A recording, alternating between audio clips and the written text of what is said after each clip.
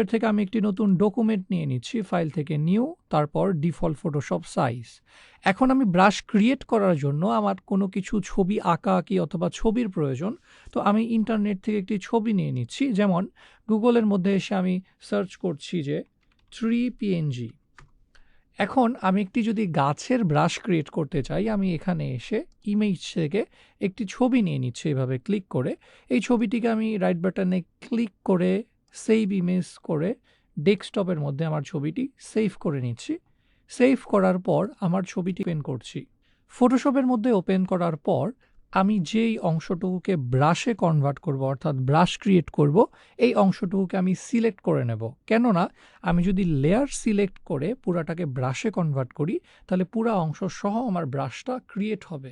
তো এই জন্য আমি কিবোর্ডের কন্ট্রোলে প্রেস করে আমার লেয়ারের থাম্বনেইলে ক্লিক করছি, আমার পুরা ব্রাশটা সিলেকশনে চলে আসছে। এখন এই সিলেকশন অংশটুকুকে যদি আমি ব্রাশে কনভার্ট করতে চাই, আমি চলে যাব এডিট থেকে ডিফাইন ব্রাশ প্রিসেট, এবং এখানে আমার পছন্দ মতো আমি একটি নাম দিয়ে দিচ্ছি যে ট্রি স্যাম্পল ব্রাশ 1। আমি এখন যদি ওকে বাটনে ক্লিক করি, আমার অলরেডি একটি ব্রাশ ক্রিয়েট হয়ে গেছে। তো এই লেয়ারটিকে আমি ডিলিট করে দিচ্ছি। তো আমি যদি এখন ব্রাশ টুলে এসে এইখানে ক্লিক করি, দেখব সবার শেষে আমার 3 স্যাম্পল ব্রাশ 1 অলরেডি ক্রিয়েট করা আছে।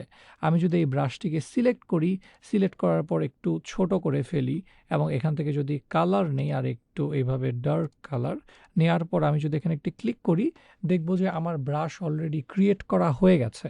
অর্থাৎ আমরা এইভাবে নতুন ব্রাশ ক্রিয়েট করেও কি করতে পারি, আমাদের বিভিন্ন কাজে এটাকে ইউজ করতে পারি।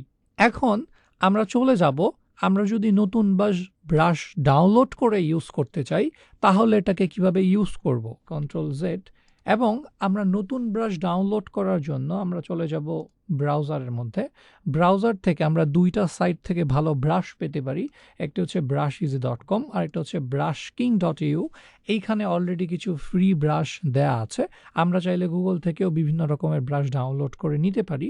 তো আমি এখান থেকে কীভাবে ব্রাশ নেব এবং কাজের জন্য ইউজ করব, আমি সরাসরি এখানে আসার পর এখানে জাস্ট সার্চ করছি যে বার্ড লিখে। আমার এখন সার্চ করার ফলে অনেকগুলা বার্ডের ব্রাশ চলে আসছে। এখান থেকে আমি একটি ব্রাশকে সিলেক্ট করলাম। সিলেক্ট করার পর ব্রাশটির ডাউনলোড অপশন চলে আসছে। আমি যদি এখানে একটু ক্লিক করি, এরপর ব্রাশটি যখন ডাউনলোড হয়ে যাবে আমরা ব্রাশটি নিচে দেখতে পাবো। আমি এখানে ব্রাশের মধ্যে চলে যাচ্ছি, এখান থেকে চলে যাচ্ছি শো ইন ফোল্ডার। ব্রাশটি কোথায় আছে? ব্রাশটি আমার এখানে ডাউনলোড হয়েছে। আমি ব্রাশটিকে এক্সট্র্যাক্ট করে নেব। আমি মাউসের রাইট বাটনে ক্লিক করে এখান থেকে এক্সট্র্যাক্ট টু বার্ডস দিচ্ছি, অর্থাৎ এই ফোল্ডারে আমি এটাকে এক্সট্র্যাক্ট করছি। এবার আমি এটাকে ক্লিক করে এর ভেতরে যদি যাই, আমি দেখব আমাদের একটি .abr ফাইল আছে। এটি হচ্ছে আমাদের ফটোশপের ব্রাশ, অর্থাৎ ডাউনলোড করার পর আমাদের যে এবিআর ফাইলটি থাকবে, এইটি ইউজ করার ফলে আমরা বিভিন্ন ব্রাশকে ফটোশপের মধ্যে কাজ করতে পারবো বা ব্যবহার করতে পারবো। আমি এই .abr ফাইলটিকে ইউজ করার জন্য চলে যাচ্ছি ফটোশপের মধ্যে। ফটোশপ থেকে আমি চলে যাচ্ছি ব্রাশের মধ্যে। ব্রাশ থেকে ব্রাশের যে প্রিসেট আছে, প্রিসেট থেকে আমি চলে যাচ্ছি সেটিং থেকে ইম্পোর্ট ব্রাশেস, অর্থাৎ ইম্পোর্ট ব্রাশের মাধ্যমে আমরা বিভিন্ন ব্রাশকে ইম্পোর্ট করে নিতে পারি। এখানে আমি জাস্ট ক্লিক করলাম। ক্লিক করার পর এখন আমার ব্রাশটি কোথায় আছে আমরা দেখতে পাচ্ছি যে ডাউনলোডের ভেতরে আমরা ব্রাশটিকে এক্সট্র্যাক্ট করে রেখেছি এই ফোল্ডারের ভেতর। তারপরে এই বার্ডস ফোল্ডার, এরপরে হচ্ছে birds.abr। এই ফাইলটিকে সিলেক্ট করার পর আমি যদি এখান থেকে লোড বাটনে ক্রিয়েট করি, আমরা দেখব এইখানে অলরেডি আমাদের একটি ফোল্ডার চলে আসছে বার্ডস নামে। আমরা যদি এই ফোল্ডারটিকে ওপেন করি, এর ভিতরে অসংখ্য ব্রাশ রয়েছে এবং সবগুলো হচ্ছে বার্ডের জন্য ব্রাশ। আমি চাইলে বিভিন্ন রকম বার্ডের ব্রাশ নিয়ে এখন কাজ করতে পারি। যেমন আমি যদি এই ব্রাশটি একটু ছোট করে নিই বা যদি ক্লিক করি, আমার বার্ডের ব্রাশ চলে আসছে। এইভাবে আমরা বিভিন্ন রকমের ব্রাশ ডাউনলোড করে নিজের প্রয়োজনে ইউজ করতে পারি।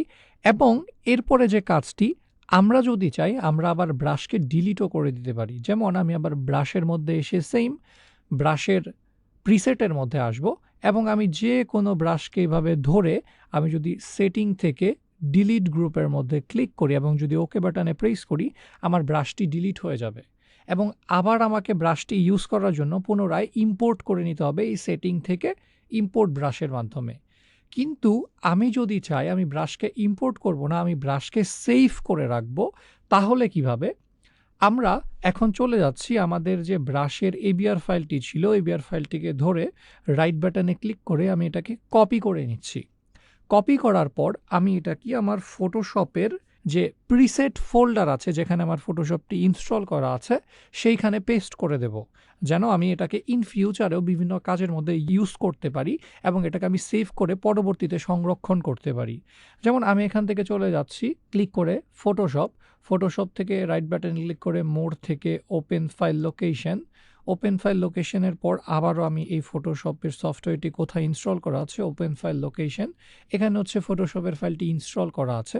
আমি এটির একদম ওপরে যাওয়ার পর দেখব যে প্রিসেট নামে একটি ফোল্ডার আছে, এইখানে অলরেডি আমার ফটোশপের প্রিসেটগুলা সেভ থাকে।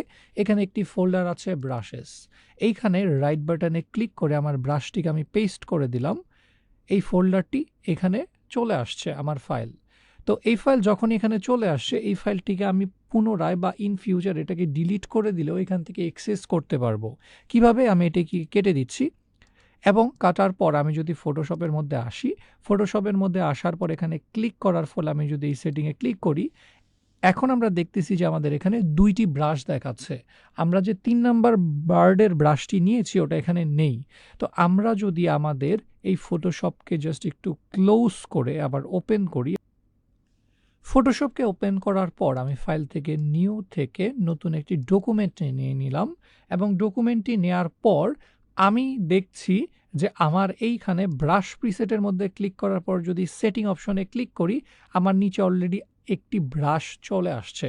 অর্থাৎ আমি চাইলে এখন এই ব্রাশটিকে এখন ক্লিক করে জাস্ট ওকে বাটনে ক্লিক করার পর এখানে ব্রাশ প্রিসেটের মধ্যে নিয়ে নিতে পারি কাজের জন্য। আবার চাইলে আমি এটাকে ধরে যদি এখান থেকে ডিলিট গ্রুপ করে ডিলিট করে দেই, তারপরও পরবর্তীতে প্রয়োজন পড়লে আমি এখান থেকে নিয়ে কাজ করতে পারবো।